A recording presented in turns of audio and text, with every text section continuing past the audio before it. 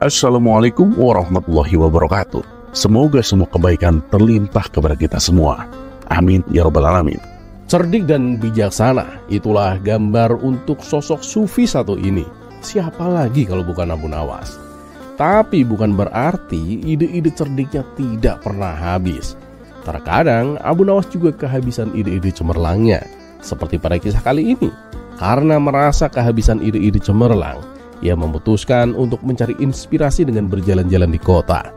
Saat melewati sebuah jalan, ia melihat seorang pria yang dikenal sebagai orang gila di desanya sedang tertawa sendirian di tepi jalan. Mungkin orang ini punya cara pandang yang berbeda, pikir Abu Nawas. Siapa tahu aku bisa belajar sesuatu darinya. Dengan penuh rasa ingin tahu, ia pun menghampiri pria itu. "Wahai tuan, bolehkah aku berguru kepadamu?" tanya Abu Nawas. Orang gila itu menatapnya dengan mata yang berbinar. "Kamu ingin berguru kepadaku? Baiklah kalau kamu berani." "Tentu tuan, tolong ajari aku," jawab Abu Nawas dengan nada serius. Orang gila itu pun mengangguk penuh dengan semangat. "Baiklah, pelajaran pertama. Buanglah sandalmu ke sungai, lalu berjalanlah ke pasar tanpa alas kaki." Meski terdengar aneh, Abu Nawas memutuskan untuk menuruti perintah itu. Ia melepas sandalnya, melemparkannya ke sungai, lalu berjalan ke pasar tanpa alas kaki. Sepanjang jalan, orang-orang menatapnya heran. Bahkan beberapa tertawa terbahak-bahak. Bagaimana mungkin Abu Nawas yang terkenal cerdik bertingkah seperti ini? Setelah kembali, orang gila itu pun menyambutnya sambil tertawa. Bagaimana rasanya menjadi bahan tertawaan orang? Abu Nawas pun tersenyum. "Rasanya memang aneh, tapi aku jadi paham bahwa terkadang kita tidak perlu terlalu peduli pada pendapat orang lain." Orang gila itu pun mengangguk puas. "Tepat sekali. Sekarang pelajaran kedua. Pergilah ke rumah makan yang paling mahal di kota ini. Pesan makanan yang termewah dan bayarlah dengan daun kering." Abu Nawas terdiam sejenak, tapi akhirnya ia menurut juga. Ia pergi ke rumah makan mewah dan memesan makanan lezat. Ketika saat membayar, ia mengeluarkan segenggam daun kering dari sakunya. Pemilik rumah makan tentu saja marah besar. Kamu pikir ini kebun raya? Daun ini bukan uang," teriak pemilik rumah makan. Dengan tenang Abu Nawas pun jawab, "Oh, ini hanya pelajaran dari seorang guru. Kadang kita perlu menyadari betapa absolutnya dunia ini." Pemilik rumah makan tertegun mendengar jawabannya. Namun Abu Nawas buru-buru pergi sebelum dimarahi lebih lanjut. Saat ia kembali ke tempat orang gila itu, ia tertawa terbahak-bahak. "Tuhan, sekarang aku mengerti. Kadang hidup tidak perlu terlalu serius. Aturan di dunia ini memang aneh, tapi tidak semuanya harus kita pedulikan." Orang gila itu pun tersenyum lebar. "Benar Abu Nawas, hidup adalah lelucon yang harus kita nikmati, bukan rumus yang harus kita pecahkan." Dan sejak saat itulah Abu Nawas merasa mendapatkan pelajaran berharga. Ia pun menjadi lebih santai dalam menjalani hidup, semakin jenius dan tidak lagi terlalu terikat pada aturan-aturan yang kaku. Ia sadar kebahagiaan seringkali datang dari cara berpikir yang bebas dan sederhana.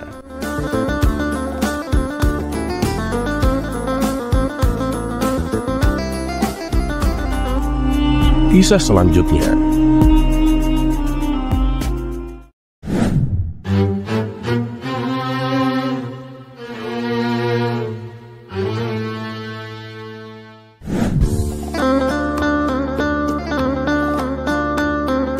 Pada suatu hari, Abu Nawas sedang berjalan-jalan di pasar menikmati hiruk-pikuknya. Di tengah keramaian, ia melihat seorang saudagar kaya yang terkenal dengan sifat serakah dan suka memanfaatkan orang lain demi memupuk hartanya sendiri. Saudagar ini langsung menghampiri Abu Nawas sambil menyapanya dengan nada mengejek. "Wah Abu Nawas, ku dengar kamu punya akal licik untuk mendapatkan uang. Apa kamu punya trik baru untuk membuatku lebih kaya?" Abu Nawas dengan senyum khasnya menjawab, "Tentu tuan saudagar.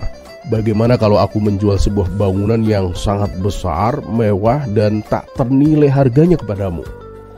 Mendengar hal itu, mata saudagar langsung berbinar.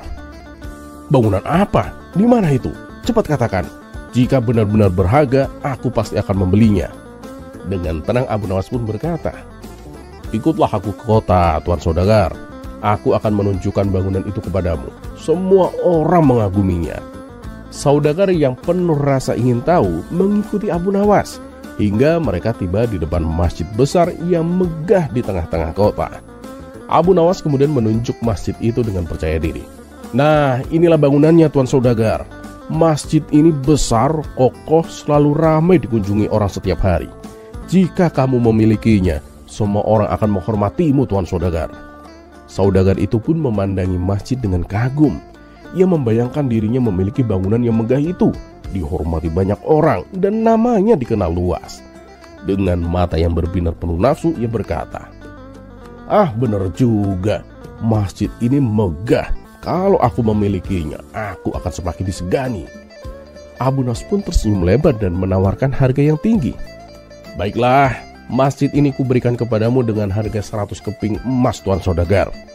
Tanpa pikir panjang, saudagar itu pun menyetujui tawaran itu. Ia segera menyerahkan uangnya kepada Abu Nawas yang menerimanya sambil menahan tawa. Setelah transaksi selesai, Abu Nawas pergi dengan santai meninggalkan saudagar yang sibuk membayangkan kejayaan masa depannya. Dan keesokan harinya, saudagar itu kembali ke masjid dengan penuh rasa percaya diri. Ia berniat memberikan pengumuman bahwa masjid tersebut kini menjadi miliknya. Namun saat ia mulai berbicara, orang-orang di masjid memandangnya dengan kebingungan. Dan ketika ia mengatakan akan menaikkan sewa bagi yang mereka beribadah, suasana masjid mendadak berubah menjadi ribut. "Apa maksudmu? Ini masjid, rumah ibadah, bukan properti yang bisa disewakan," teriak salah seorang jemaah. "Gila kamu, masjid adalah milik umum, bukan milik pribadi," tambah yang lain. Saudagar itu panik. Ia tak menyangka reaksinya akan seperti itu. Orang-orang terus marah dan mengusirnya dari masjid. Dengan wajah merah padam, ia segera berlari mencari Abu Nawas untuk meminta penjelasan. Ketika akhirnya menemukan Abu Nawas di kedai kopi, ia langsung mengamuk. "Abu Nawas, kamu menipuku. Kamu menjual masjid padaku, padahal itu milik umum." Abu Nawas tetap tenang sambil menyeruput kopinya. Ia menjawab dengan suara yang santai. "Tuan Saudagar, siapa yang menipumu? Aku kan hanya bilang masjid itu tak ternilai harganya dan dihormati oleh semua orang. Kamu sendiri yang salah mengartikan ucapanku." Saudagar itu semakin marah. "Tapi kamu mengambil 100 keping emasku." Abu Nawas pun tersenyum licik. "Benar, tapi siapa yang memaksamu? Kamu yang terlalu serakah dan ingin memiliki sesuatu yang jelas-jelas bukan milikmu. Bahkan ketika aku memberimu kesempatan untuk berpikir, kamu langsung setuju tanpa bertanya. Bukankah ini salahmu sendiri?" Orang-orang di sekitar yang mendengar percakapan itu pun tertawa terbahak-bahak. Saudagar kaya yang sombong itu akhirnya terdiam. Ia sadar bahwa keserakahannya telah mempermalukannya di depan banyak orang. Dengan hati yang penuh rasa malu, saudagar itu pergi dari sana tanpa bisa berkata apa-apa. Sementara itu, Abu Nawas melanjutkan harinya dengan santai menikmati keuntungan dari kecerdikannya. Sejak hari itu, saudagar tersebut belajar bahwa keserakahan hanya akan membawa kehancuran. Sementara Abu Nawas sekali lagi membuktikan bahwa kecerdikan selalu menang melawan keserakahan.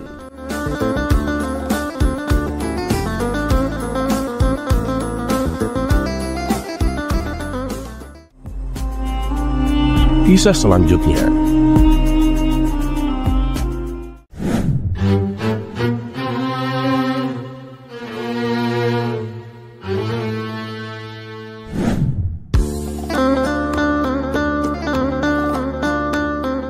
Kita sepakat akan satu hal, yaitu tidak ada yang bisa menyalahkan Abu Nawas. Seperti pada kisah kali ini, dengan kata-katanya Abu Nawas lolos dari stempel salah. Berikut kisahnya. Suatu kali Abu Nawas pergi keluar kota untuk menemui sahabat lamanya. Dengan membawa perbekalan seadanya, ia berangkat menuju kota tempat sahabatnya. Dan singkat cerita, sampailah ia di rumah sahabatnya itu. "Assalamualaikum," ucap Abu Nawas saat mengetuk pintu rumah sahabatnya. Saat pintu rumah dibuka, sahabatnya kaget bercampur bahagia. "Waalaikumsalam Abu Nawas, apa kabarmu?" jawab sahabatnya sambil memeluk Abu Nawas. "Mari, silakan masuk," ajak sahabatnya. Mereka berdua saling melepas rindu dan terlibat perbincangan yang penuh dengan canda dan tawa. Setelah ngobrol ke sana kemari, terdengarlah suara azan asar. "Kawan, aku numpang sholat di rumahmu ya," pinta Abu Nawas. "Oh, silakan Abu Nawas. Tapi aku mau keluar sebentar ya untuk membeli makanan," balas sahabatnya. Abu Nawas lalu ke kamar mandi untuk berwudu. Tapi saat ia hendak melaksanakan sholat, Abu Nawas pun bingung ke arah mana arah kiblat. Mau bertanya kepada sahabatnya, tapi sahabatnya sedang keluar membeli makanan. Abu Nawas pun mencoba menunggu sahabatnya pulang. Tapi sudah lama ia menunggu, sahabatnya tak kunjung datang juga. Akhirnya Abu Nawas memutuskan sendiri kemana arah kiblatnya. Abu Nawas menggelar sajadahnya dan mulai menunaikan sholat. Tidak berapa lama, sahabatnya pun datang. Ia tertawa melihat Abu Nawas sholat menghadap arah kiblat yang salah. Setelah Abu Nawas selesai menunaikan sholat, sahabatnya berkata memberitahu, Abu Nawas, arah kiblatnya bukan ke situ," tutur sahabatnya. "Hah? Sholatku salah kiblat?" tanya Abu Nawas kaget. "Iya Abu Nawas, salah kamu itu," kata sahabatnya sedikit meledek. "Wah, aku tuh gak pernah salah arah kiblat," kata Abu Nawas mencoba mengeles. "Lah terus tadi itu apa? Kamu emang salah kiblat kok Abu Nawas," tutur sahabatnya. "Bukan aku yang salah. Tuh sajadahnya yang salah kiblat. Tegur saja sajadahnya, jangan aku," balas Abu Nawas. Keduanya pun tertawa bersama-sama. "Ya sudahlah, mari kita sholat berjamaah. Habis itu kita baru makan bersama," balas sahabatnya.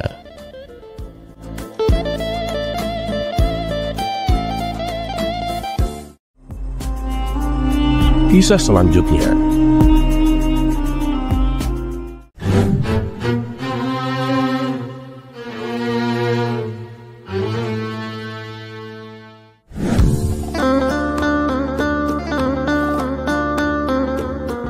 Persoalan yang dihadapi Abu Nawas seakan tiada habisnya. Pada cerita yang lalu, Baghdad dipimpin oleh seorang gubernur yang kejam. Tapi berkat kecerdikan Abu Nawas, gubernur tersebut akhirnya dipecat dari jabatannya. Kini Baginda Raja menunjuk gubernur yang baru. Orangnya memang tidak kejam, tapi ia punya kebiasaan yang aneh, yaitu senang menertawakan orang lain. Pada suatu hari, koki istana salah mencampurkan resep. Akibatnya rasa masakannya jadi nggak enak. Namun bukannya marah, Tuan Gubernur malah menyuruh kokinya untuk tutup mulut. Ia lalu membagikan makanan tersebut kepada semua pelayan dan bawahannya. Hampir saja mereka memuntahkan makanan tersebut. Namun karena tidak berani membanggang perintah Tuan Gubernur, mereka terpaksa tetap mengunyahnya. Menyaksikan mereka mengunyah dengan wajah yang aneh, sang gubernur pun tertawa terpingkal-pingkal. Tak puas sampai di situ, ia kemudian mengundang Abu Nawas dan kawan-kawannya untuk menikmati makanan yang tak enak tersebut. Tentu saja Abu Nawas dan kawan-kawannya juga merasakan hal yang sama. Mereka terpaksa mengunyah dengan ekspresi yang gak karuan. Gubernur ini sungguh menggelikan, ia pun tak kuasa menahan tawanya. Hingga pada suatu hari, Abu Nawas berniat menghadap Tuan Gubernur. Kedatangannya kali ini untuk mengundangnya meresmikan sebuah masjid yang baru saja dibangun. "Pasti aku akan datang Abu Nawas, asalkan kamu mau memakai baju yang kuberikan kepadamu," kata Tuan Gubernur. "Wah, mantep ini, dikasih baju baru. Baju pemberian gubernur pasti bagus. Aku memang beruntung," pikir Abu Nawas yang langsung mengangguk tanda setuju. Mata Abu Nawas pun lalu ditutup, kemudian ia dipakaikan baju baru tanpa diberi kesempatan untuk berkaca. "Kamu terlihat gagah dan pantas Abu Nawas. Semua orang pasti akan memandangmu. Nah, sekarang silakan pulang. Besok aku pasti datang," kata Tuan Gubernur sambil menahan tawa. Abu Nawas pun merasa sangat senang dan bangga. Ia pulang dengan riang gembira. Dan benar saja, di sepanjang perjalanan, Semua orang terpana memandang penampilannya. Hal ini membuat Abu Nawas semakin percaya diri. Setibanya di rumah, sang istri langsung berkata kepadanya, "Ini apa-apaan kamu pakai baju begini? Malu-maluin aja. Cepat copot bajumu dan basuh mukamu dengan air." Mendapati reaksi berbeda dari istrinya, Abu Nawas pun merasa penasaran. Ia pun segera berkaca dan tampaklah kedua pipi Abu Nawas berwarna hitam. Dan ketika bajunya dilepas, di belakangnya terdapat tulisan, "Aku orang bodoh." Kurang ngajar, dasar gubernur somplak. Niatku baik malah dikerjain. Oh, jadi sewaktu ia menutup mataku, tangannya mengoleskan bedak hitam ke pipiku, geram Abu Nawas. Sementara itu Tuan Gubernur tertawa terbahak-bahak di istananya sendiri. Ia tak bisa membayangkan bagaimana Abu Nawas ditertawakan orang-orang yang melihatnya. Keesokan harinya, setelah Tuan Gubernur meresmikan pembangunan masjid, ia berjalan menghampiri Abu Nawas. "Abu Nawas, nanti sore datanglah ke istanaku. Ada sesuatu penting yang ingin aku bicarakan," kata Tuan Gubernur. Abu Nawas pun mengiyakannya, namun dalam hati ia berkata, "Jangan sampai aku ketipu lagi. Kali ini aku harus tetap waspada." Singkat cerita, pada sore harinya, duduklah Abu Nawas bersama gubernur di istananya yang megah. "Tuan Gubernur, kita mau membicarakan masalah apa ini?" tanya Abu Nawas mulai curiga. Akan tetapi, dugaan Abu Nawas keliru. Tuan Gubernur justru berbicara serius mengenai kondisi rakyat Baghdad. Ia meminta kepada Abu Nawas untuk mendata orang-orang miskin supaya bisa mendapatkan bantuan. Dan tak hanya itu, Tuan Gubernur juga berencana mendirikan madrasah-madrasah gratis agar anak-anak Baghdad bisa mendapatkan pendidikan. Perbincangan kedua orang ini pun menyita waktu lumayan lama, sehingga tak terasa waktu sudah beranjak malam. "Baiklah Tuan Gubernur, berhubung pembicaraan kita sudah selesai, saya mau pamit pulang," kata Abu Nawas. "Tapi ini sudah larut malam loh Abu Nawas, kenapa nggak menginap di sini saja?" tawar sang gubernur. "Enggaklah Tuan, saya takut merepotkan," balas Abu Nawas. "Loh, yang enggaklah Abu Nawas, istana ini kan dibangun dari uang rakyat, jadi kamu berhak juga untuk menginap di sini," balas Tuan Gubernur. Mendengar hal itu, Abu Nawas yang tadinya benci setengah mati berubah menjadi rasa kagum. Tak kusangka, di balik sifat usilnya yang kelewatan, ternyata dia adalah gubernur yang peduli dengan rakyatnya, gumam Abu Nawas. Abu Nawas pun dengan senang hati menerima tawaran untuk menginap di istana. Maka diantarlah Abu Nawas ke sebuah kamar yang sudah disiapkan. Ketika ia membaringkan tubuhnya di ranjang, beberapa menit kemudian tubuhnya merasakan gatal-gatal. Rupanya ranjang tersebut telah ditaburi bubuk gatal. Ia pun mencoba mencari bedak untuk mengobatinya. Dan bedak yang ia cari berada di atas meja. Segera saja Abu Nawas menaburkan ke seluruh tubuh. Namun bedak tersebut juga merupakan jebakan, karena ternyata bedak yang ia pakai sudah dicampuri bubuk bersin. Sehingga dalam waktu semalaman Abu Nawas bersin terus-menerus. Emang bener kurang ajar si gubernur itu. Tunggu aja nanti pembalasanku, kata Abu Nawas geram. Seminggu kemudian terdengar kabar Tuan Gubernur akan mengadakan pesta syukuran atas tahun kelahirannya. Semua warga diundang, baik pejabat maupun rakyat biasa, tak terkecuali Abu Nawas. Disinilah Abu Nawas mulai melancarkan aksi balas dendamnya. Sehari sebelum pesta dilaksanakan, Abu Nawas berpura-pura ingin membantu segala macam persiapan pesta. Tentu saja niat Abu Nawas ini disambut baik oleh Tuan Gubernur. Hari yang dinanti-nanti pun telah tiba. Ketika acara pesta berlangsung, Tuan Gubernur tampil dengan jubah kebesarannya yang membuat hadirin berdecak kagum. Namun kekaguman mereka seketika berubah menjadi tertawaan. Tuan Gubernur tak menyadari hal ini. Ia mengira bahwa mereka tertawa karena gembira. "Ayo, nikmati semua hidangan ini," kata Tuan Gubernur mempersilahkan. Namun tak berapa lama, Tuan Gubernur memuntahkan kembali makanannya, sementara orang-orang tetap asik memakannya dengan lahap. "Kenapa makananku rasanya nggak enak dan menjijikan? Padahal hidangannya sama dengan mereka," pikir Tuan Gubernur. Kemudian ia pun memilih untuk tidak ikut makan. Ia berjalan menuju kursi singgasananya. Tetapi ketika ia mulai duduk di atas singgasana, tiba-tiba pantatnya merasakan gatal-gatal yang teramat sangat. Hal ini membuatnya bertingkah seperti orang aneh. Ia menggaruk-garuk pantatnya sampai dengan posisi menunggangi para tamu undangan yang hadir. Spontan, tamu-tamu undangan pun tertawa dibuatnya. Setelah rasa gatalnya agak reda, ia mengambil sapu tangan untuk mengelap keringat di wajahnya. Kejadian tidak mengenakan kembali dialami. Tanpa sebab apa, ia bersin terus-menerus hingga acara pesta selesai. Ketika pesta telah berakhir, para tamu undangan pun satu persatu menyalaminya. "Terima kasih atas jamuannya, wahai gubernur tolol," kata tamu pertama. Begitu pula dengan tamu kedua dan seterusnya, mereka semua mengatakan hal yang sama. "Kurang ajar kalian, berani-beraninya menyebutku seperti itu," bentak Tuan Gubernur. "Tapi bukankah Tuan yang meminta kami memanggil seperti itu? Coba Tuan baca tulisan di punggung jubah Tuan," balas mereka. Akhirnya Tuan Gubernur mulai menyadari bahwa ada seseorang yang telah mengerjainya. "Ulah siapa ini? Ayo, ngaku!" teriaknya penuh amarah. Suasana yang tadinya meriah mendadak menjadi hening, dan semua para tamu undangan pun terdiam.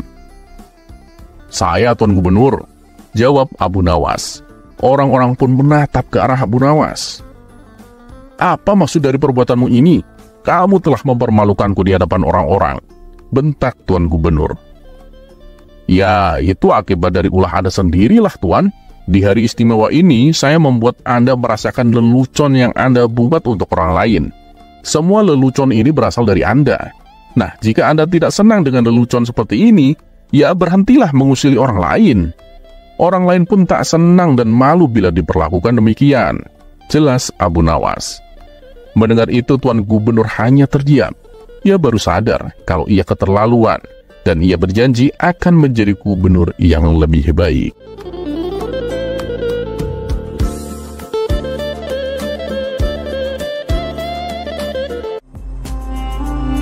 Kisah selanjutnya.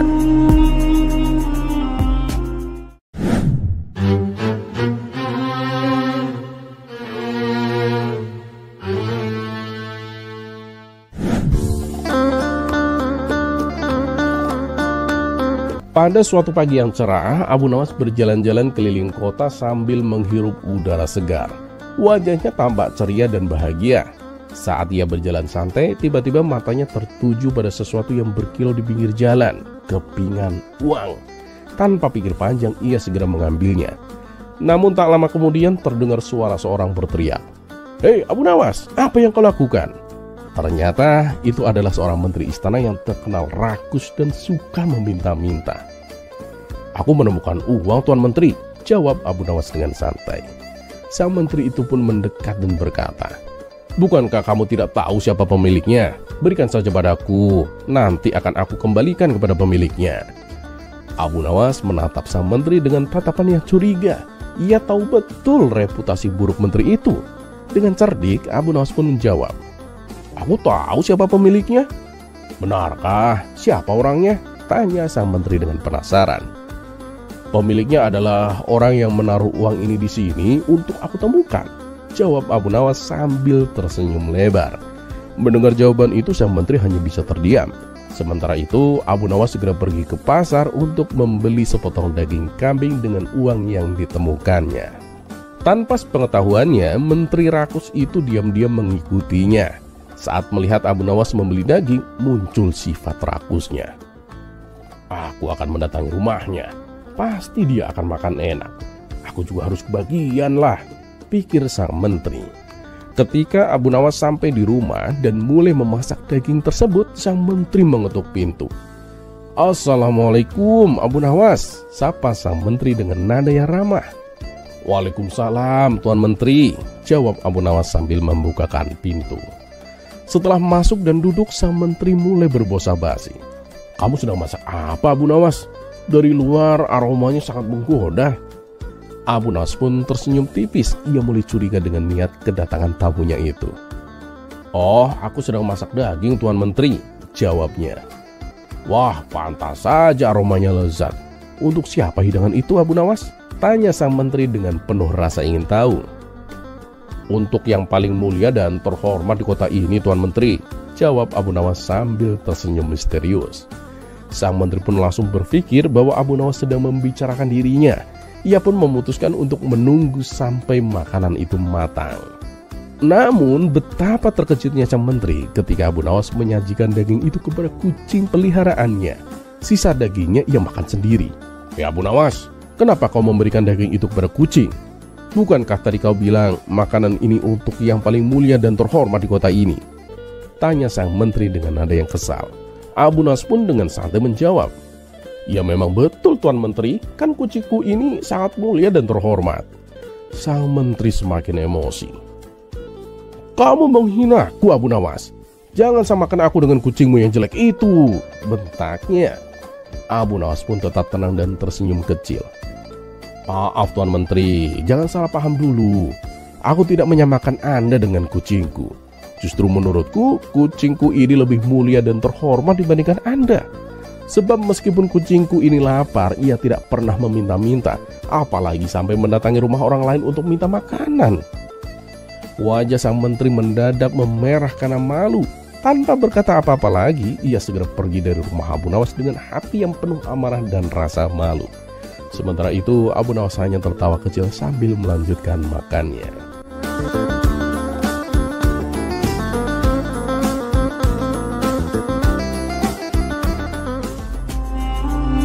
Kisah selanjutnya.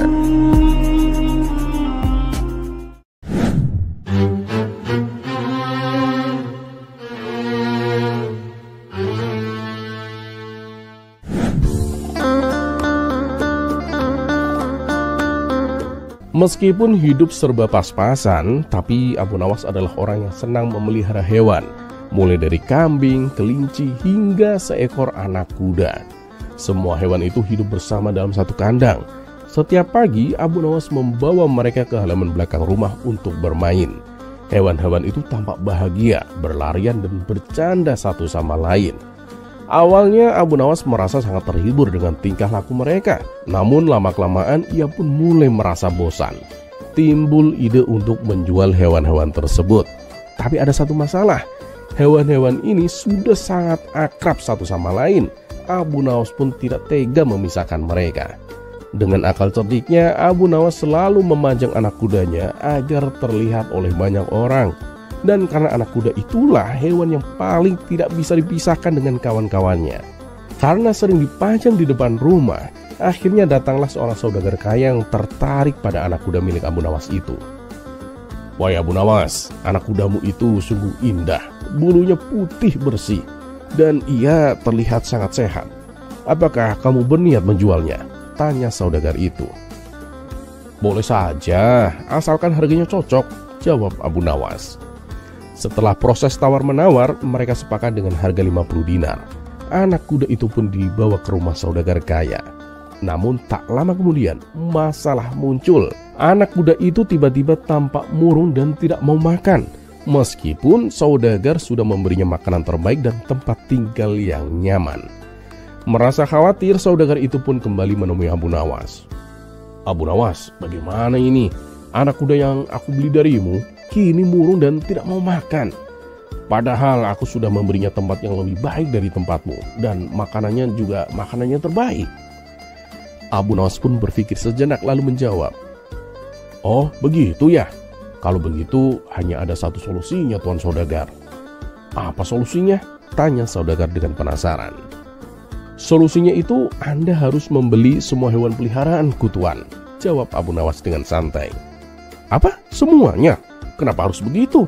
tanya si saudagar tampak bingung. "Percayalah Tuan, nanti Anda akan tahu alasannya. Aku jamin anak kuda itu akan kembali ceria," kata Abu Nawas dengan yakin. "Dan kalau ternyata tidak berhasil gimana?" tanya saudagar dengan nada yang curiga. "Tenang saja Tuan, kalau tidak berhasil, aku akan mengembalikan uang Tuan 2 kali lipat," balas Abu Nawas dengan penuh percaya diri. Saudagar kaya itu pun akhirnya setuju. Ia membeli semua hewan peliharaan Abu Nawas, kambing, kelinci, dan lain-lainnya. Keesokan harinya, saudagar itu terkejut melihat perubahan pada anak kuda tersebut. Anak kuda itu kembali ceria, berlarian dan bermain dengan teman-temannya. Ia tampak sangat bahagia. Oh, jadi itu masalahnya, pikir saudagar dalam hati. Dia sedih karena terpisah dari teman-temannya. Sejak saat itu, saudagar tersebut menjaga hewan-hewan Abu Nawas dengan baik. Sementara itu, Abu Nawas hanya tersenyum puas. Selain berhasil menjual semua hewannya, ia juga memberikan pelajaran yang berharga bahwa persahabatan tidak bisa diukur dengan uang.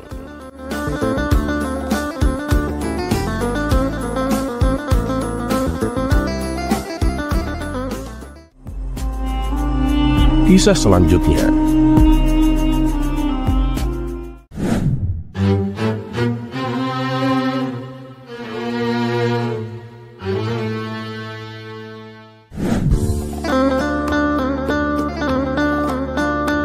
Dikisahkan pada suatu hari yang cerah di kota Baghdad, Baginda Raja Harun ar-Rasyid duduk di istananya merenungi keajaiban-keajaiban dunia. Salah satu hal yang membuatnya penasaran adalah air Zam-Zam yang konon tidak pernah habis meski diminum oleh jutaan orang setiap tahun. Untuk mencari jawabannya, ia memanggil Abu Nawas yang terkenal dengan kecerdasan dan humornya. Ketika Abu Nawas tiba di istana, Baginda Raja langsung bertanya, "Abu Nawas, aku ingin tahu mengapa air Zam-Zam tidak pernah habis meski diminum oleh begitu banyak orang setiap tahunnya." Abu Nawas kemudian berkata, "Paduka, sebenarnya jawabannya sederhana. Tapi untuk kali ini izinkan saya menjelaskan dengan cara yang sedikit berbeda, Paduka." Baginda Raja dan seluruh hadirin tertarik dan mendekat untuk mendengar penjelasan dari Abu Nawas. Abu Nawas pun memulai ceritanya. "Jadi begini, Paduka. Suatu hari saya bermimpi bertemu dengan seorang malaikat di sebuah taman yang indah. Malaikat itu bertanya kepada saya, 'Abu Nawas, tahukah kamu mengapa air Zam-Zam tidak pernah habis?' Lalu saya menjawab, 'Mungkin karena ada sumur ajaib di bawahnya.' Mendengar itu, kerumunan tertawa kecil menikmati analogi dari Abu Nawas yang sangat unik. Abu Nawas kemudian melanjutkan, "Nah, malaikat itu tersenyum dan berkata, 'Bayangkan ada sebuah sumur yang diisi ulang oleh tangan tak tampak setiap kali airnya diambil. Apakah kamu tahu siapa yang mengisi ulang air sumur itu?' Saya pun menjawab, 'Mungkin para jin?' Malaikat itu tertawa dan kemudian berkata, 'Tidak, Abu Nawas, bukan para jin, tapi Allah yang Maha Kuasa.' Penduduk desa tertawa terbahak-bahak. Mereka membayangkan para jin itu sibuk mengisi ulang sumur. Abu Nawas kemudian berkata dengan nada lebih serius, namun tetap humoris, 'Malaikat itu melanjutkan, Paduka. Katanya air Zam-Zam adalah salah satu keajaiban Allah. Allah menjaga agar air itu tidak pernah habis meskipun diminum oleh jutaan orang setiap tahunnya.' Baginda Raja mengangguk, mulai memahami analogi dari Abu Nawas. Abu Nawas melanjutkan dengan nada penuh humor, 'Tapi ada yang aneh, Paduka. Tiba-tiba di tengah taman itu muncul seorang penjual es krim. Malaikat itu bertanya kepada penjual es krim itu, 'Apakah kamu tahu mengapa air Zam-Zam tidak pernah habis?' Nah, penjual es krim itu menjawab, 'Mungkin karena aku belum pernah mencobanya untuk membuat es krim.' Malaikat itu tertawa dan kemudian berkata, 'Ya, cobalah. Mungkin kamu akan menemukan resep es krim paling ajaib di dunia.' Kerumunan tertawa terbahak-bahak. Bahkan beberapa orang sampai memegangi perut mereka karena tertawa terhibur oleh penjelasan cerdik dari Abu Nawas. Baginda Raja kemudian bertanya, 'Jadi Abu Nawas, apakah ada penjelasan lain tentang mengapa air Zam-Zam yang tidak pernah habis itu?' Abu Nawas menjawab dengan kebijaksanaan, 'Paduka, air Zam-Zam itu adalah salah satu tanda kebesaran Allah. Dengan kuasanya Allah menjaga air itu tetap ada untuk memenuhi kebutuhan para hambanya yang datang dari seluruh penjuru dunia. Ini adalah salah satu bentuk kasih sayang Allah kepada umat manusia.'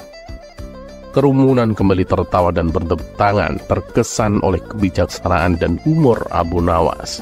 Abu Nawas pun menutup dengan sebuah nasihat, 'Ingatlah sahabat-sahabatku, bahwa di balik setiap keajaiban ada kebesaran dan kuasa Allah yang Maha Kuasa.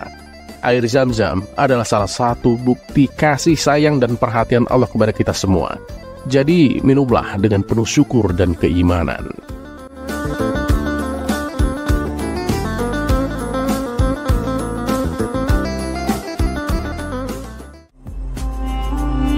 Kisah selanjutnya.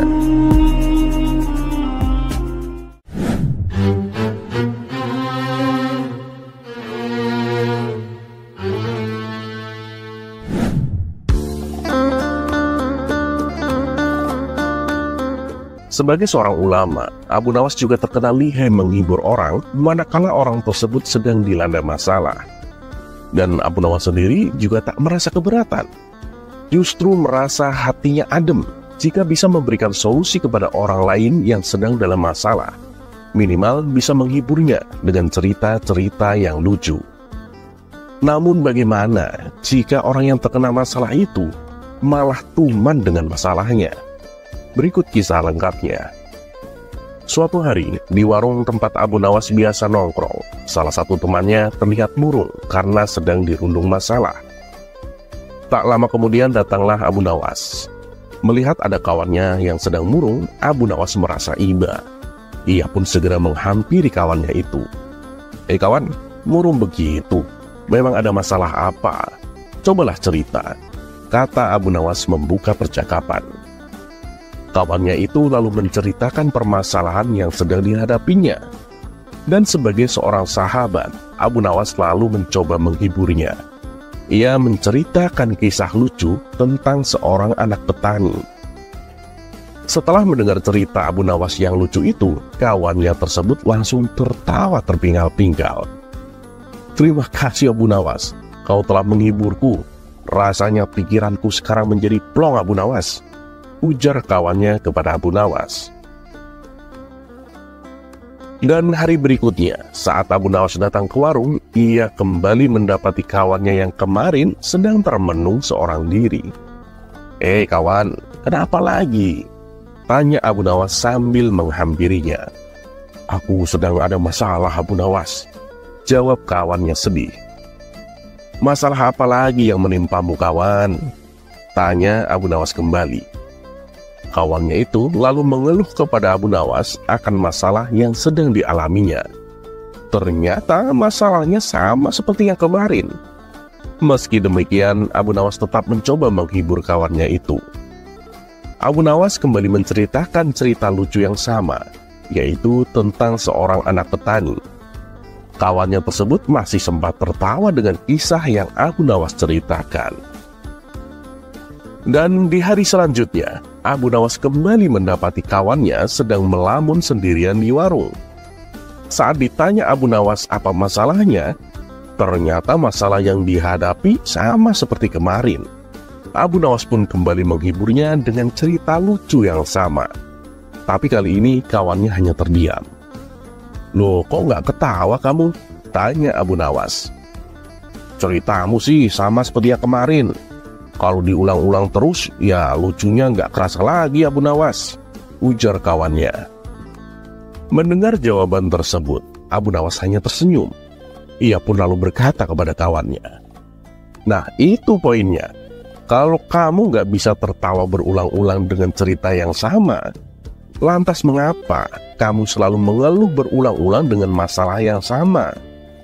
Padahal jika kamu mensyukuri apa yang ada, niscaya kamu tidak akan mengeluh dengan masalah yang sama. Mendengar nasihat Abu Nawas itu, kawannya pun tersadar bahwa yang harus ia lakukan bukanlah mengeluh dengan masalah yang sama. Oh gitu ya Abu Nawas. Oke lah, kalau gitu besok aku bawa masalah yang lain ya.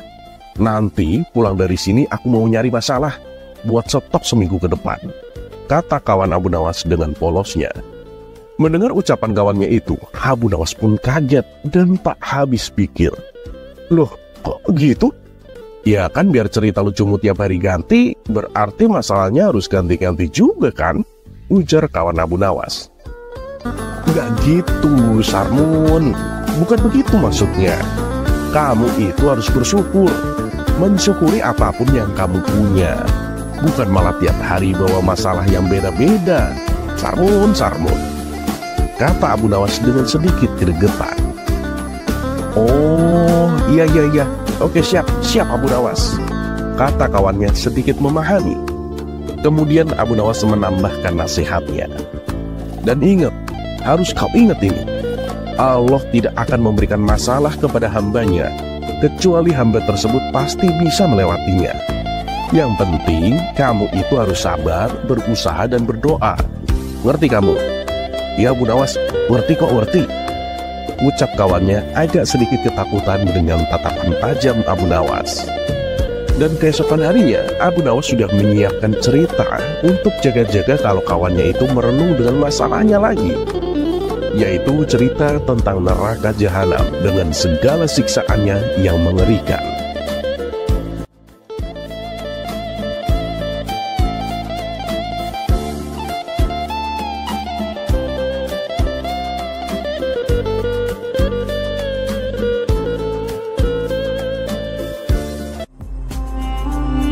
Kisah selanjutnya.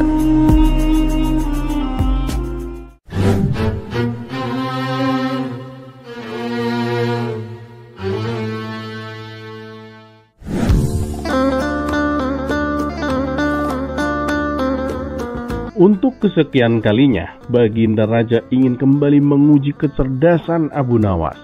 Ia mengatakan kepada Abu Nawas bahwa dirinya ingin sesuatu yang tidak ada di dunia ini. Tentu saja, keinginan Baginda Raja tersebut sempat membuat Abu Nawas bingung. Sesuatu yang seperti apa, Paduka? Tanya Abu Nawas. Ya, apapunlah Abu Nawas. Yang pasti sesuatu itu adalah sesuatu yang tidak ada di dunia ini, jawab Baginda Raja. Baiklah, Paduka, tapi beri saya waktu 3 hari untuk mencarinya, balas Abu Nawas. Kemudian ia pun pamit undur diri dari hadapan Baginda Raja. Dalam kurun waktu 3 hari, Abu Nawas belum juga mendapatkan jawaban atas permasalahan yang dihadapinya. Ia masih tampak bingung, mencari sesuatu tapi tidak ada di dunia ini. Hingga waktu yang ditentukan tiba, Abu Nawas belum juga mendapatkan solusi. Ia pun pasrah bila seandainya harus mendapat hukuman dari Baginda Raja. Ketika ia hendak bersiap-siap pergi ke istana, matanya tertuju pada sebuah peti kecil yang sudah berumur dan sangat lapuk. Ini peti apa? Dari mana kau mendapatkannya? Tanya Abu Nawas kepada sang istri. Oh itu, aku menemukannya di gudang. Sayanglah kalau tidak dimanfaatkan, balas sang istri. Karena penasaran, Abu Nawas mendekati peti tersebut dan kemudian membukanya. Ternyata isinya membuat jantung Abu Nawas berdebar kencang. Dari peti inilah muncul sebuah ide cemerlang pada diri Abu Nawas. Dengan penuh percaya diri, Abu Nawas segera berangkat ke istana dengan membawa peti yang baru ia temukan. Setelah sampai di istana, ia pun langsung menghadap Baginda Raja. Bagaimana Abu Nawas? Apa kamu sudah mendapatkan apa yang aku inginkan? Tanya Baginda Raja. Oh sudah dong Paduka. Saya menyimpannya di peti ini, jawab Abu Nawas sambil menunjukkan peti yang dibawanya. Memangnya apa isinya Abu Nawas? Tanya Baginda Raja penasaran. Ya adalah Paduka, yang pasti sesuatu yang tidak ada di dunia ini, sesuai dengan permintaan Paduka, jawab Abu Nawas. Baik, coba berikan padaku peti itu, pinta Baginda Raja. Kemudian Abu Nawas menyerahkannya dengan hati-hati, seolah di dalam peti tersebut berisi sesuatu yang sangat berharga. Melihat cara Abu Nawas memperlakukan peti dengan sangat hati-hati itu semakin membuat Baginda Raja penasaran. Akan tetapi saat Baginda Raja membukanya, ternyata isinya membuat Baginda Raja melongo. Mana isinya Abu Nawas? Aku tidak melihatnya sama sekali, tanya Baginda Raja. Dengan entengnya Abu Nawas menjawab. Begini Paduka yang mulia, sesuatu yang tidak ada di dunia ini, ya tentu tak mungkin bisa terlihat di dunia dong Paduka. Mendengar hal itu, Baginda Raja pun tertawa dan mengakui kecerdikan Abu Nawas.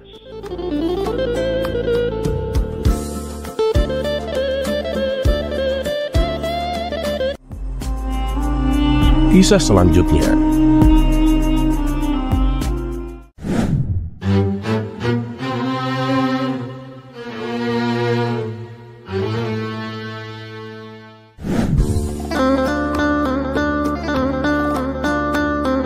Suatu hari Baginda Raja merasa bosan, memutuskan untuk menjahili Abu Nawas.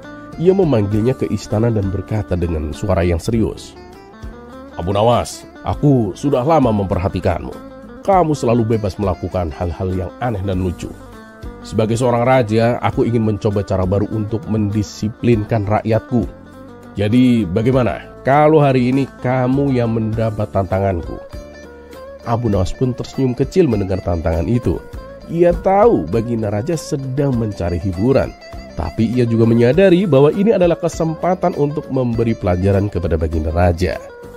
Dengan tenang Abu Nawas pun menjawab, "Baiklah Paduka, tapi jika aku menurut dan melakukan perintah Paduka, bolehkah aku meminta Paduka ikut merasakan tantangan yang sama?" Baginda Raja pun tertawa dengan penuh percaya diri. "Tentu saja, aku tidak takut. Sebutkan saja tantangannya Abu Nawas." Abu Nawas pun berpikir sejenak. Ia berkata dengan senyum yang khas, "Tantangannya sederhana saja Paduka.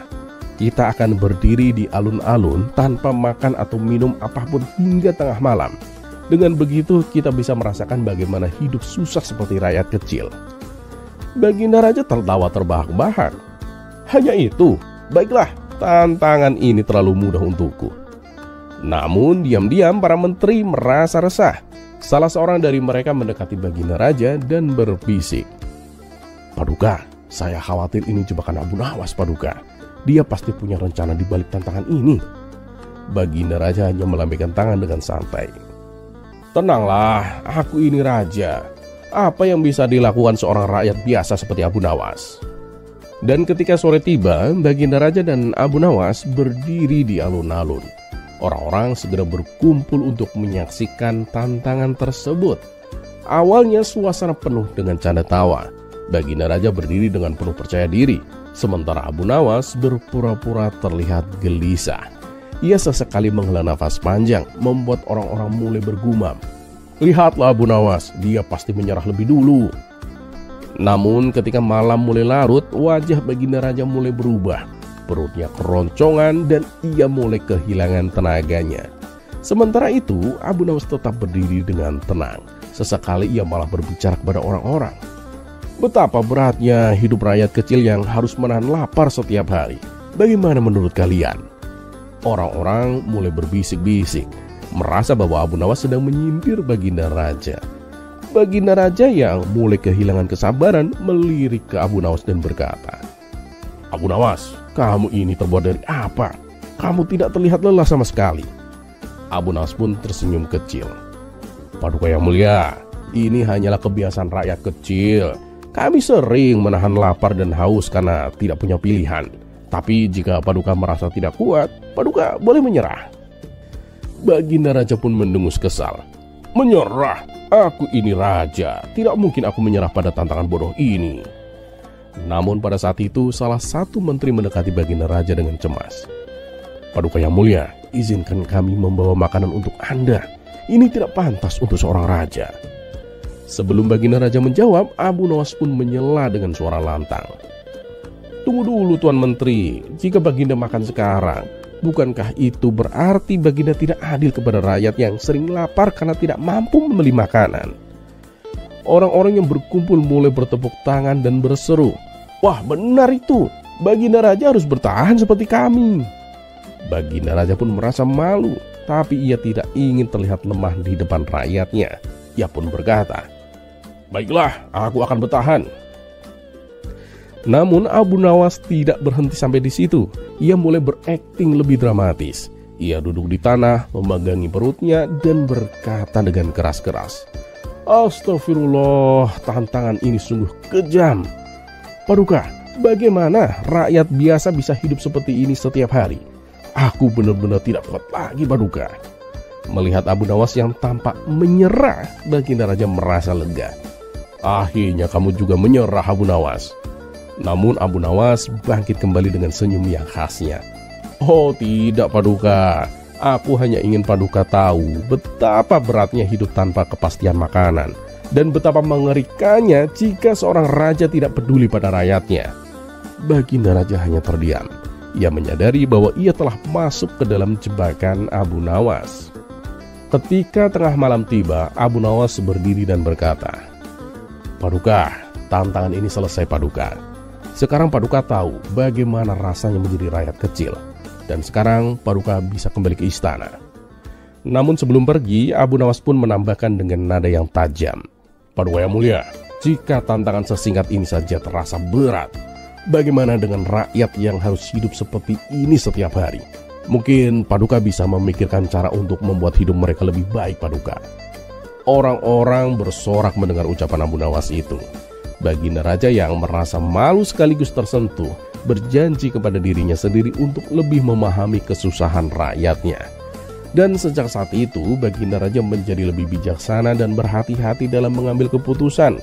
Dan tentu saja, ia berpikir 2 kali sebelum mencoba menjahili Abu Nawas kembali.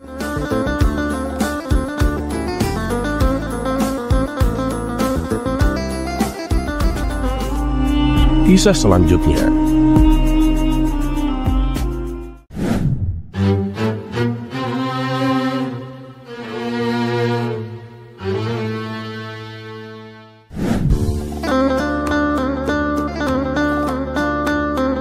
Suatu hari, di kota Abu Nawas tinggal, ada seorang rentenir yang sangat terkenal.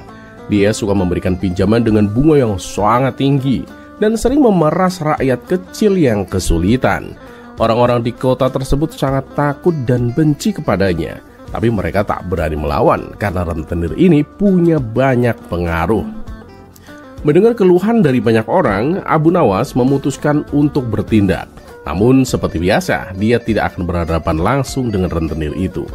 Dia lebih suka menggunakan cara cerdik dan humor untuk mengajarkan pelajaran penting. Suatu pagi, Abu Nawas berjalan melewati rumah rentenir dengan membawa sekeranjang besar uang koin. Ia sengaja berjalan mondar-mandir di depan rumah rentenir sambil menghitung uangnya dengan suara keras agar si rentenir memperhatikannya. Dan benar saja, rentenir yang curiga segera keluar dan kemudian bertanya, "Wahai Abu Nawas, dari mana kau mendapatkan uang sebanyak itu?" Abu Nawas pun dengan santai menjawab, "Oh ini, aku sedang menjalankan usaha baru." Rentenir itu pun penasaran. "Usaha baru? Usaha apa kamu?" Abu Nawas pun menatap rentenir dengan mata penuh keisengan. "Aku sekarang menjadi penjual bayangan, Tuan." Rentenir itu pun terkejut dan tak mengerti maksud dari Abu Nawas. "Menjual bayangan? Apa maksudmu?" Abu Nawas pun tersenyum dengan penuh misteri. "Ya, aku menawarkan bayangan untuk disewakan kepada orang-orang yang membutuhkan tempat berlindung dari panas matahari. Bayangan pohon, bayangan rumah, bahkan bayangan diriku sendiri jika perlu." Rentenir itu pun tertawa keras, merasa Abu Nawas sedang membual. "Kamu benar-benar aneh Abu Nawas. Siapa yang mau menyewa bayangan? Gak masuk akal kamu." Abu Nawas pun langsung menyahut dengan cepat. "Tapi ada loh Tuan yang lebih aneh dan lebih gak masuk akal lagi. Yaitu ada orang yang memberikan pinjaman dengan bunga tinggi kepada orang miskin, padahal dia tahu mereka tidak akan pernah bisa membayarnya. Nah, kalau bayangan, setidaknya bayangan bisa melindungi dari panas, sementara bunga yang orang itu minta justru membakar hidup mereka." Rentenir itu terdiam sejenak, mulutnya terbuka tapi tak ada kata yang keluar. Abu Nawas pun melanjutkan dengan suara yang lebih serius, "Tuan, apakah kamu tidak sadar bahwa tindakanmu seperti menjual bayangan? Kamu memberikan sesuatu yang tak nyata, harapan palsu, lalu mengambil keuntungan besar dari penderitaan orang lain. Kamu membuat mereka jatuh lebih dalam ke dalam kesulitan hanya demi keuntunganmu sendiri, Tuan." Rentenir itu pun mulai merasa tak nyaman, tapi Abu Nawas belum selesai. "Bayangan yang kubicarakan hanyalah lelucon, tapi bayangan yang kau ciptakan adalah bayangan gelap bagi orang-orang di kota ini. Setiap hari kau meminjamkan uang dengan janji palsu, lalu kau menarik bunga yang mencekik mereka, yang pada akhirnya mereka tidak mendapatkan apapun kecuali lebih banyak hutang dan kesengsaraan." Orang-orang yang mendengar percakapan itu pun mulai berkumpul, menyaksikan dengan penuh perhatian. Rentenir itu pun merasa malu di hadapan orang banyak, tapi dia tak tahu bagaimana membalas kata-kata Abu Nawas yang tajam namun mengena. Akhirnya dengan suara rendah rentenir itu berkata, "Abu Nawas, aku tidak pernah berpikir seperti itu. Ya, kamu memang benar Abu Nawas. Aku telah membuat hidup orang lain lebih sulit. Aku akan berhenti melakukan hal itu, Abu Nawas. Abu Nawas pun tersenyum dan berkata, "Ingatlah Tuan, uang adalah alat untuk membantu, bukan untuk menjerat. Jika kamu ingin menjadi orang yang benar-benar kaya, berbagilah dengan kebaikan, bukan dengan mengambil dari kesusahan orang lain, Tuan." Rentenir itu pun pergi dengan kepala tertunduk, sementara orang-orang bersorak memuji kebijaksanaan Abu Nawas. Dan sejak hari itu, si rentenir berhenti memeras orang dengan bunga yang tinggi, dan Abu Nawas kembali menjadi pahlawan kota, tidak dengan kekuatan, tapi dengan kecerdikan dan kebijaksanaan.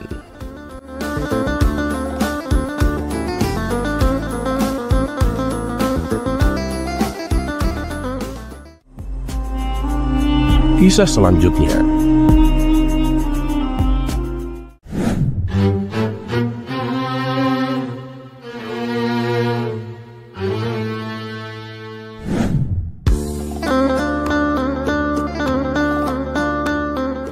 Abu Nawas terkenal sebagai seorang sufi yang penuh canda tawa. Di samping ilmu agamanya yang memang lebih tinggi daripada orang pada umumnya, sehingga ia disebut sebagai ulama, ia juga tak jarang memberikan candaan-candaan kepada kawan-kawannya. Bahkan Abu Nawas mendapat tugas khusus dari Baginda Raja Harun ar-Rasyid untuk menjadi penghibur dirinya dengan cerita-cerita konyolnya.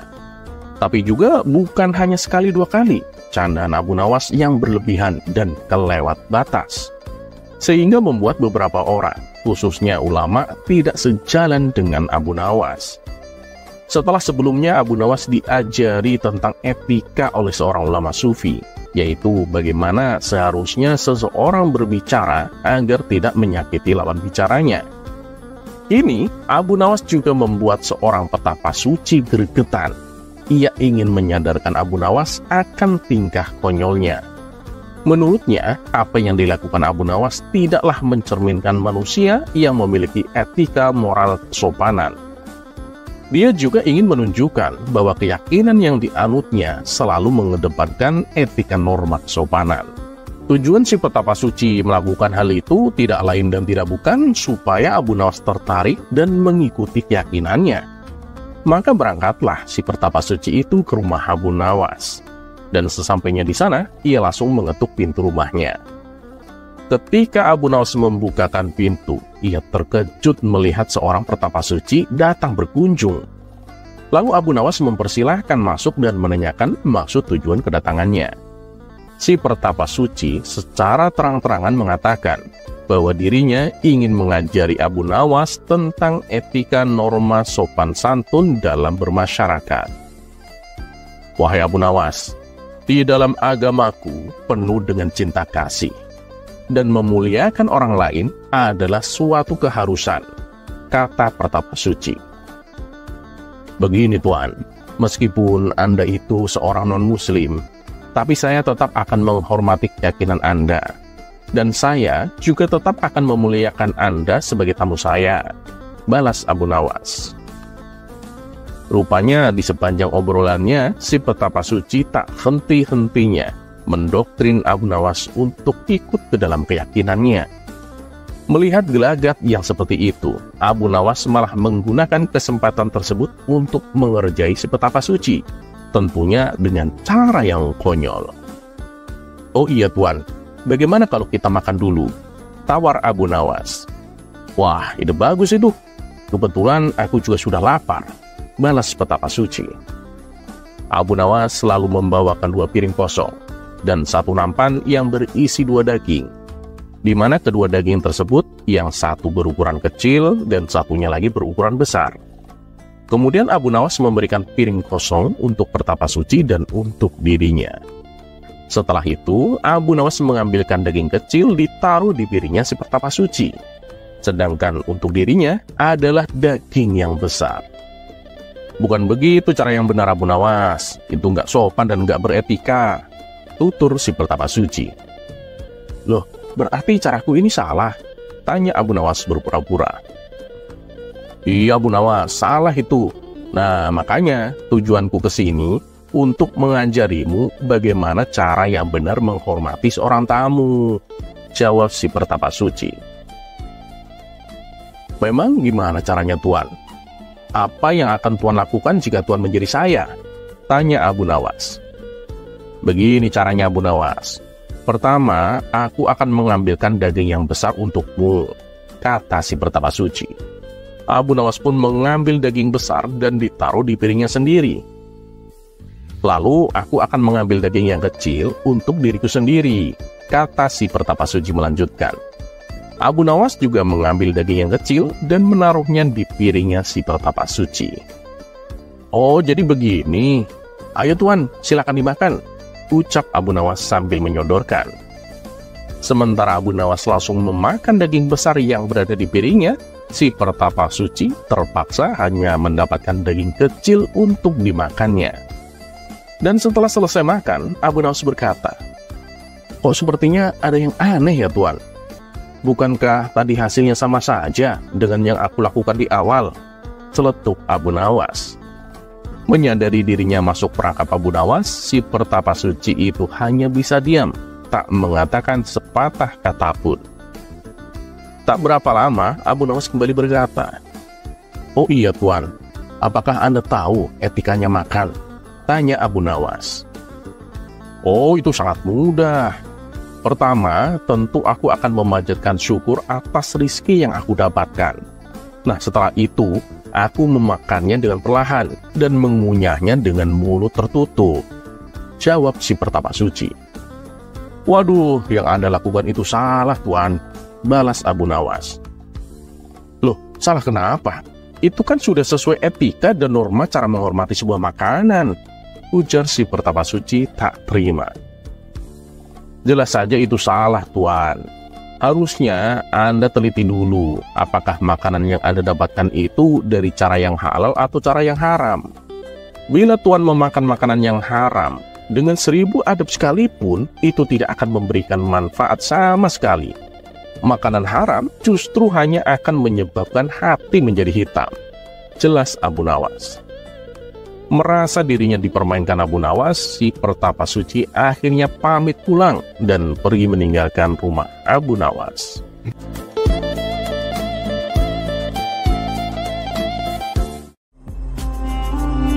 Kisah selanjutnya.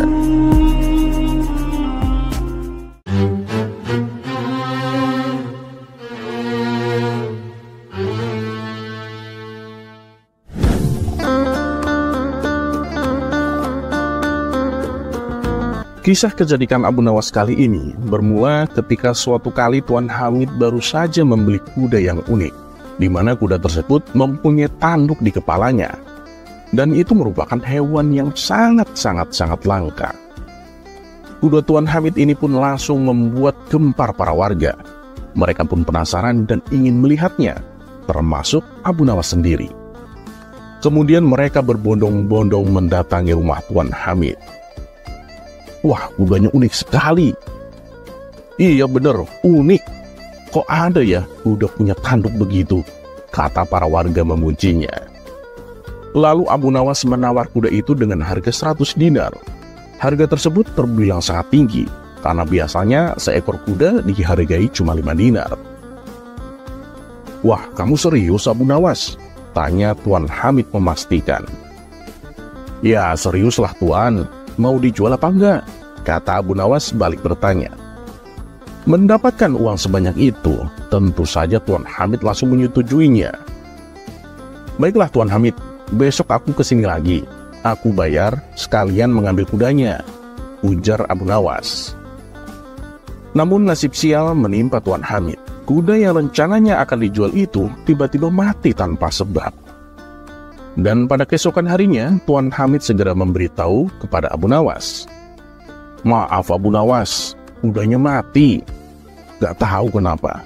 Padahal kemarin itu masih sehat bugar," kata Tuan Hamid kecewa.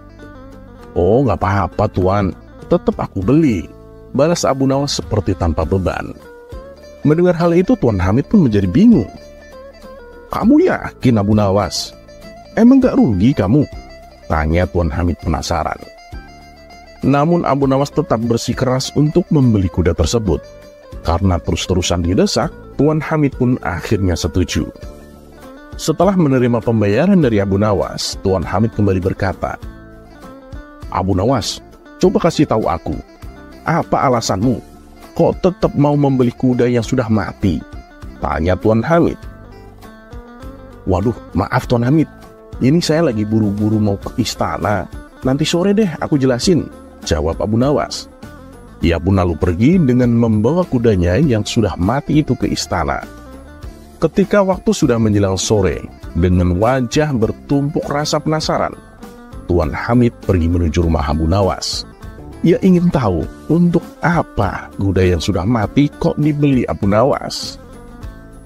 Ya Abu Nawas, sekarang coba tolong kasih tahu aku, untuk apa kamu membeli kuda yang telah mati itu? Terus kamu juga kasih harga yang mahal, 100 dinar. Nggak rugi kamu? Inta Tuan Hamid dengan menggebu-gebu.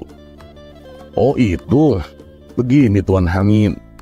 Jadi kemarin itu, waktu di istana, aku menggelar undian kepada para menteri. Dan untuk mengikuti undian itu, harus membayar 20 dinar, kata Abu Nawas. Undian? Undian kayak gimana Abu Nawas? Tanya Tuan Hamid. Undian untuk mendapatkan kuda bertanduk, Tuan. Nah, para menteri yang mendaftar itu ada 20 orang. Jadi semua uang pendaftarannya itu 400 dinar, terang Abu Nawas. Wah, cerdas itu. Tapi tunggu, emang mereka nggak kecewa mendapat kuda yang telah mati? Tanya Tuan Hamid. Wahai Tuan Hamid, yang namanya undian, pemenangnya pasti cuma satu. Dan yang kecewa ya paling pemenangnya ini. Nah, biar hilang kecewanya, aku kembalikan uangnya yang 20 dinar. Ia pun pergi dengan tenang, jawab Abu Nawas. Sontak Tuan Hamid tertawa mendengar kecerdikan Abu Nawas.